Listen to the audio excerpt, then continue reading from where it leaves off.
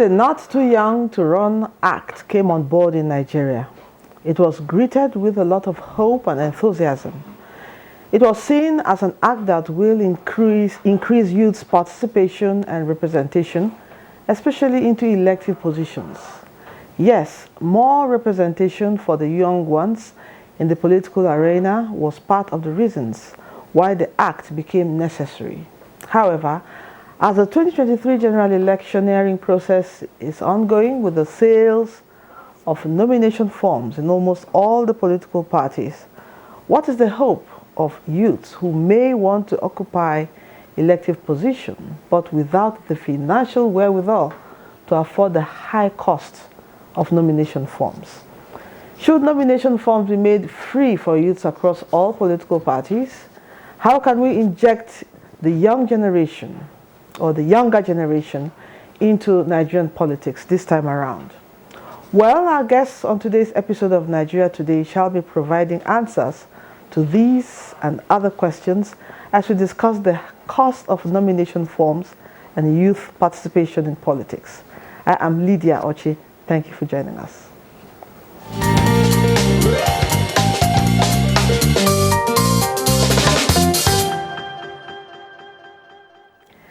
Joining me in the studio is a public affairs analyst, Jide Ojo.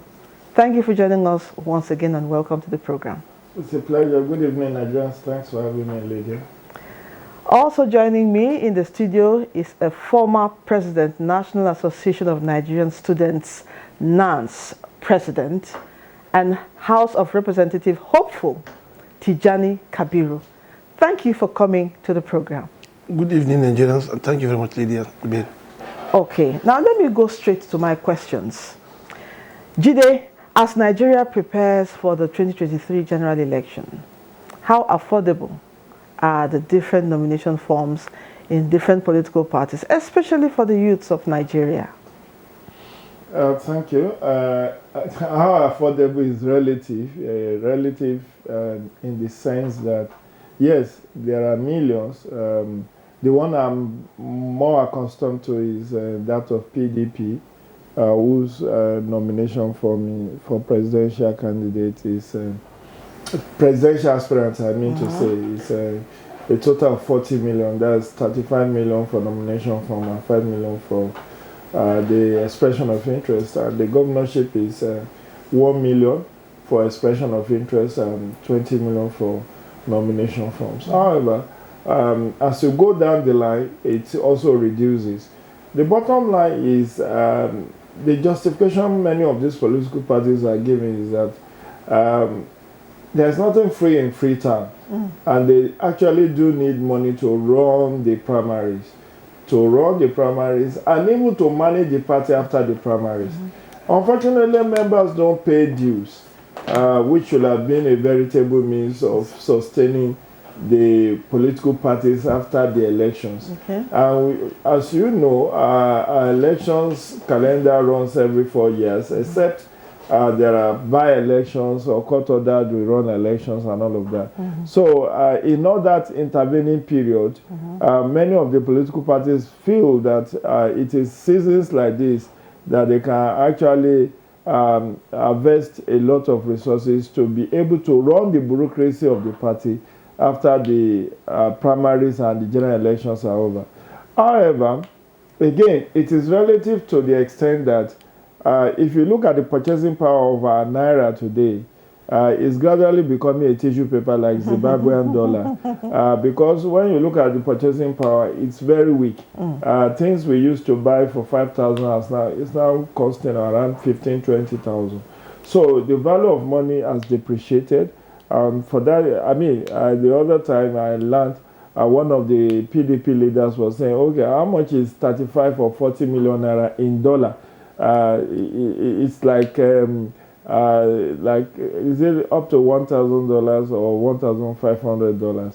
So if you benchmark it against foreign currencies, it's actually not so much of a resource. But when it comes to contextualizing it to youth, yes, there are several ways by which you can raise money. And Lydia, you are in Nigeria. In the past few weeks, even people who afford this nomination form are being, quote and unquote, pleaded with. And people are even mobilizing resources for them. Look at somebody like CBN Governor Godwin Emefiele, where who has not even declared his interest, and youth groups claim to have raised 67 million naira for him, and they have also procured some campaign vehicles for him. These are youths who should actually be pushing themselves forward for leadership position, who are now pleading and begging an unwilling candidate with their resources. We also learned is it Atiku Abubakar that a group said they bought the form for the Turaki Adamawa. These are billionaires in dollars who could afford it, and yet people are putting down their resources. So youths who have the will, who have the do I say goodwill, who have the social capital, can actually do what is called crowdsourcing, crowdfunding. So their friends, circle of friends, colleagues, schoolmates can actually gather to donate to buy them forms. Okay. The good news is that the Electoral 2022 has said that individuals can donate as much as 50 million to the campaign funds of any candidate without breaking any law.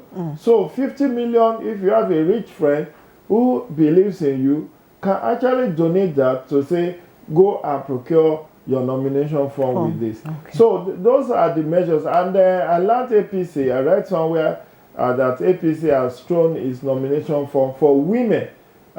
It's thrown it open for them that they should not pay any nomination forms. While some will say, like PDP is saying, if you are youth of 25 years, between 25 years and 30 years, you pay 50% of whatever other people are paying. So these are measures through which youth are being encouraged. Women are being encouraged to participate in politics. Let me go to Tijani. I know Tijani has been an aspirant at the House of Reps way back 2011.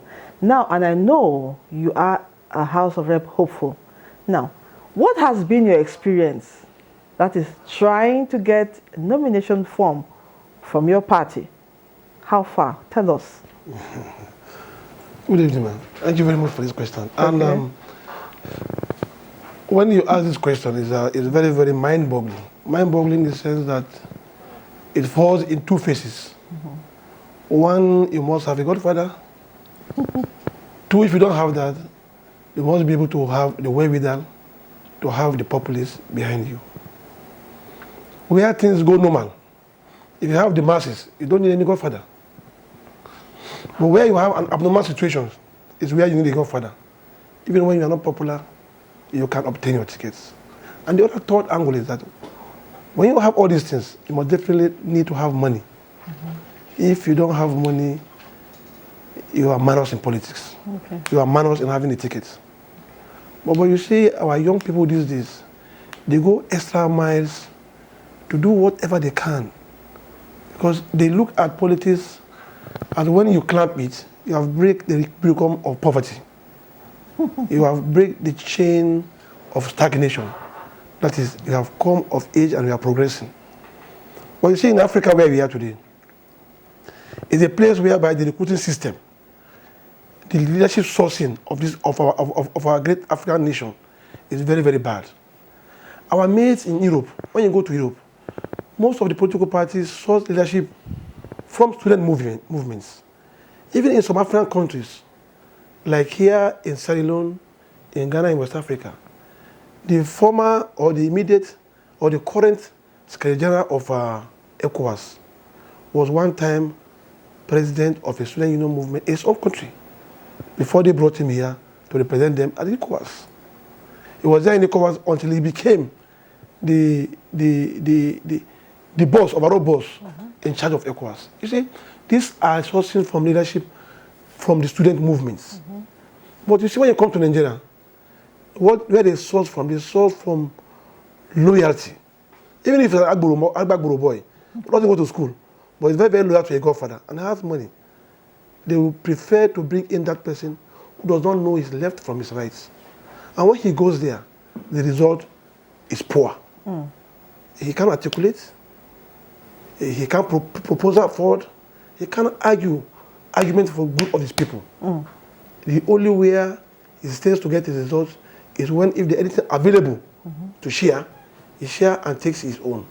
If you are close to him, you get your share. If you're not close to him, you don't. That's it. Well, don't think about what they call conspiracy project. Don't think about what his people needs. Don't think about the basic necessities of his people. Rather, he's thinking about his personal Mostly, gain. you see, if you're a politician, you have to have a basic knowledge of development. And this development, it is in the international categories. We have it in international categories. We have it in the African categories, and we have it in the Nigerian categories. During the reign of Obasanjo, we used to have what we call NEES, National Economic Empowerment Development Strategies. This is drawn from what we call the MDGs, Millennium Development Goal, which is now the SDGs. These are goals driven. If a good politician can go through it, go through the elementary source of it, you will know, yes, these are the basic things I need to do for my people. Schools, maternal health, basic things, basic needs, basic needs, they're all enshrined there. Okay, let me interject here. Let me join the executive director, Yiaga Africa, Samson Itodo. He is joining us via Zoom. Thank you for joining us, Samson. Thank you. Good evening. Okay, let me ask you quickly. With the high cost of nomination forms in different political parties in Nigeria, do you see any possibility of seeing youths getting elected into political positions come 2023? Well, it's sad that political parties are leveraging this particular time to mobilize resources for funding the machinery of a political party. As you know, political parties wait for this season of candidate nomination because they see it as an opportunity to generate revenue. But they don't also look at the adverse effect that it has, first, on the quality of leaders that emerge from political parties. Second, the level of inclusiveness of the entire process. And third, that they also compromise choice that voters make at elections, where only the highest bidders and the highest spenders are fielded as candidates of political parties in an election. And this high cost of nomination forms is very prohibitive to a large extent, because for a lot of young people, persons with disability, women, and even some old men, can't even purchase these forms. It's quite sad that at a time where we're campaigning and advocating for the decommercialization of our electoral process, we're seeing an influx of more monies expended by aspirants because political parties have introduced high cost of nomination forms. And given the economic situation of the country, given the state of our democracy, these kinds of fees imposed by political parties will definitely not bode well for our electoral process. I wish that the parties, place premium on the quality of candidates or aspirants over and above, these stipulations that they have introduced, in the candidate nomination process. But in any case, as you can see, there are parties that have less cost for nomination forms and expression of interest forms. We hope that, this major parties who have introduced this will reduce their cost. Yes, PDP reduced the cost to about 50% for young people. It is not enough. The parties also need to go a step higher to uphold internal democracy in the candidate nomination process. Whether they issue free forms to young people or women, whether they reduce the cost of forms, if the process on the day of the primaries is not transparent, then we might as well just bid farewell to the aspiration of young people and women. But we'll have to take a break at this point. We'll be back to talk more. Don't go away.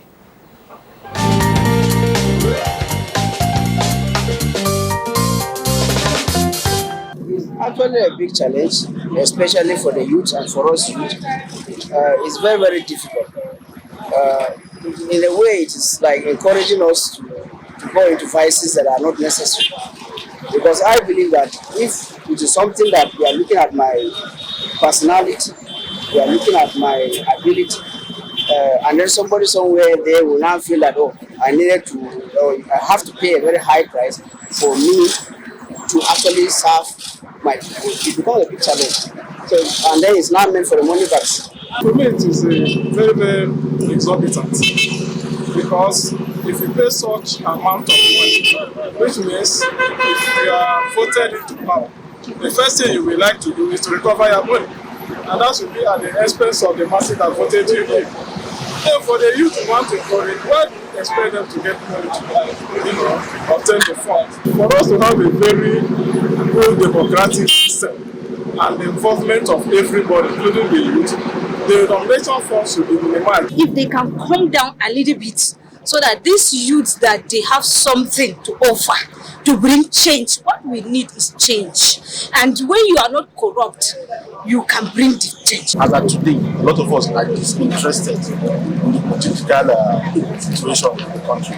So I think it's good if they really want to encourage the youth, which most of them will have to cough out money from their own personal pockets to look at how they can bring out these funds down. The costs have to be high, because if you don't have money, you don't buy. That is one disease that will scare them away. But if you don't have money, maybe you borrow money or you gather money or you do one thing or the other, you'll be looking for a way to cover your money back.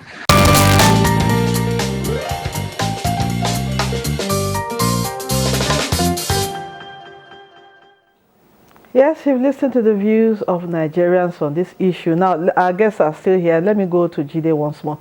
Jide, let's hear your opinion. Do you think to encourage the youths in Nigeria, those who want to run for elective position, do you think they should be given free nomination forms to encourage them? Well, it's an interesting question, and on the face of it, I will say yes, but I know it's not realistic. You see, if something is free, you don't also appreciate it. Let's be sincere with ourselves, Lydia. And if you look at the children, your children, my children, because they have the entitlement mentality, they don't work for the feeding, the clothing, and the accommodation. They tend to be wasteful. They tend to not to appreciate what the parents are doing for them. So I would rather, okay, it should not be prohibitive, but free means the parties must source for money to run the organization one way or the other. So where? And we don't want oligarchs, we don't want godfathers, we don't want people who have deep pockets to hijack the party structure. So if you don't want them to do that, let the parties make legit money through the nomination form, but that it should just be considered. And I need to say this.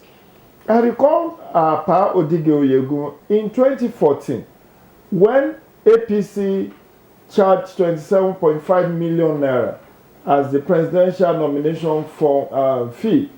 And the incumbent president, then General Muhammadu Buhari, raised eyebrow and said that they should bring down the amount. What Odige Oyegun said then as chairman of APC was that the money is also meant to separate men from boys.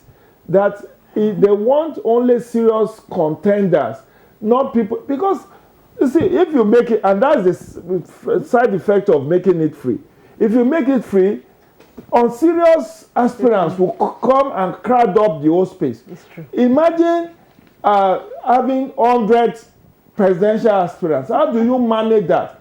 How do you do consensus if you want to do consensus? And all of them will be claiming legit. Yes. That look, we are all members of this party. Okay. You cannot ask us to step down. Okay. But if they pay something, it makes them, and the basics of what we need to know is that Why are party members not even paying membership dues?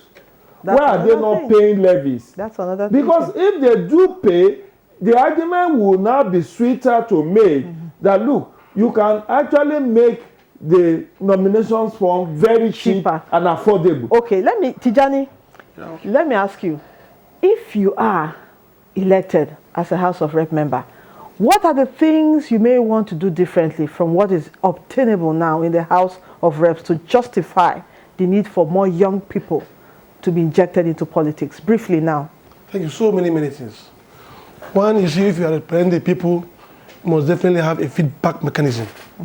Feedback mechanism means at least you may decide whether by annually or quarterly, or you can maybe say monthly. You go to your constituency, meet them, what are the needs you need, what do you want? You now come, you now take in what they want, you bring it, present it before National Assembly, you lobby.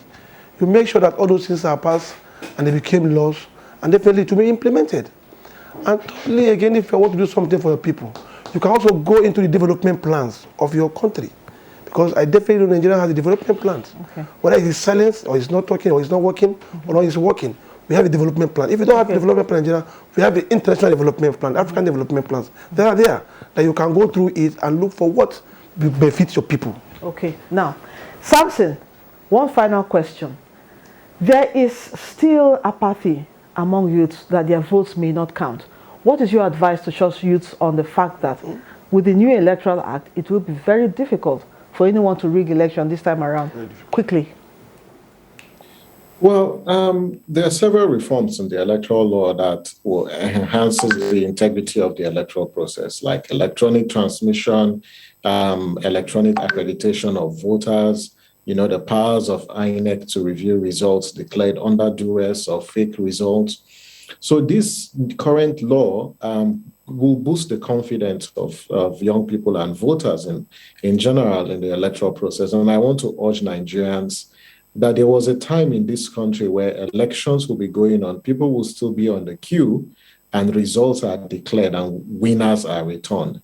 That cannot happen today because of the level of reforms that have been introduced in the electoral process. So I want to urge Nigerians to have confidence, in the electoral process, that if staying away will give riggers the opportunity and the confidence to rig the elections. But when you show up at elections, and we show up in our large numbers, we make it very difficult for them to rig. And there have been several reforms that have been introduced. And I tell you, votes are now counting in our elections. But the power to make our vote count doesn't just lie with INEC. It lies with you as a voter. It lies with our security agencies. It lies with every stakeholder that is engaged in the electoral process. Finally, just throw in a parting word, Jide, very brief. Yeah, finally, we should be mindful of the fact that though we are here discussing nomination fees and forms, the spending in the political arena far goes beyond that. In fact, as I said in my column in The Punch last week, Understanding the Campaign Finance Laws of Nigeria, nomination forms is actually a minute part of electoral spending because you need to settle traditional rulers, community leaders, youth wing, women wings, market men and women. As an aspirant, a lot of people will be coming to you to help solve their problems because they are running for an office. Okay. I don't know what my brother's experience has been as an aspirant, but I do know a lot of workshops where we have run and have aspirants in our midst. A lot of people are complaining that quite a number of people in their communities are actually putting a lot of financial pressure on them. All right. This is not good enough. Okay. Now, we wish we had more time to talk more, but this is where we say goodbye on this episode of the program. And our discussion has been on the cost of nomination forms and youth participation in politics. And with me had been, of course, Jide Ojo, Public Affairs Analyst. Thank you for coming. My pleasure. And former NANS President and House of Representative Hopeful Tijani Kabiru, wish you all the best Thank you. My pleasure. And I also want to thank the Executive Director, Yaga Africa, Samson Itodo. Thank you for your insights and time on the program. And to our viewers, we thank you for being a part of this program this evening. Remember, you can still watch this episode and other ones on www.youtube.com/NTA News 24 Hub. Thank you for watching. I am Lydia Ochi. See you tomorrow again. Goodbye.